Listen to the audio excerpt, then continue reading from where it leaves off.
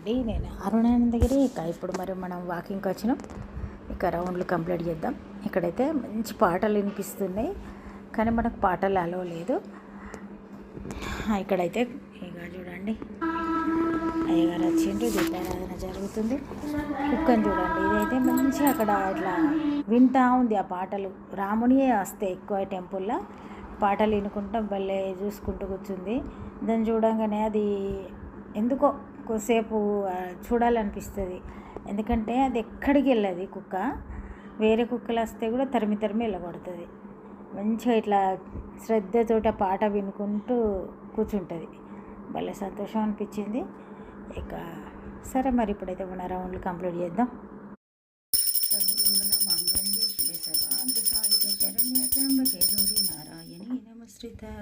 Hello అండి, నేను అరుణానందగిరి. ఈరోజు మరి మన బ్రేక్ఫాస్ట్ పోహ చేస్తున్నా. ఈరోజు వాకింగ్లా కొంచెం తెలిసిన వాళ్ళు కలిస్తే మాట్లాడేసరికి లేట్ అయింది.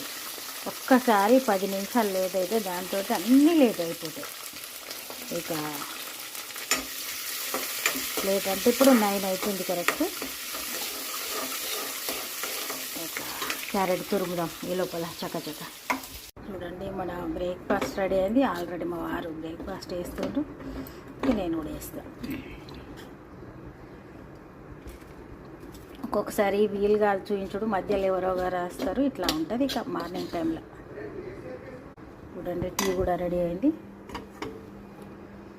ఇప్పుడు టీ తాగిన తర్వాత కొంచెంసేపు రెస్ట్ తీసుకోవాలి.